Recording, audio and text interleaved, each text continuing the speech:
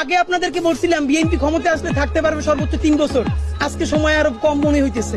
BNP যদি বিপুল ভোটে না 300-তে 300 জিততে আসে, এই অবস্থায় সে 2 বছরের বেশি সরকার রান করাইতে পারবে না।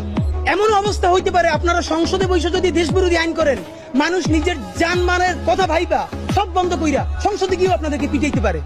সুতরাং নির্বাচনের চেয়ে সেই ক্ষমতা কেমনে সুসংহত করবেন এইটা মনে রাখেন। কেন পারবেন না? হিসাব সোজা ভাই, মানুষের হাত খুলে গেছে। মানুষ মার খাইতে খাইতে এখন মার দিয়া শিখে গেছে। আপনি যত তাড়াতাড়ি একটা বাজে কথা বলবেন, আপনি 3টে বাজে কথা শুনবেন। আপনারা তখন যত ইংলিশে মক বলার চেষ্টা করেন, তাতে আপনারা টিকতে পারবেন না।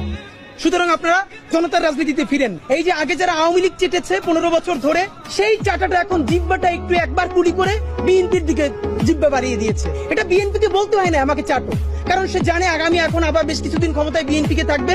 সুতরাং প্রচুর পরিমাণ বিএনপিকে চাপতে হবে। আপনারা নইলে আপনারা বলেন কোন নৈতিকতার দায়ে আপনারা আমি 3 থেকে 4টা মিডিয়া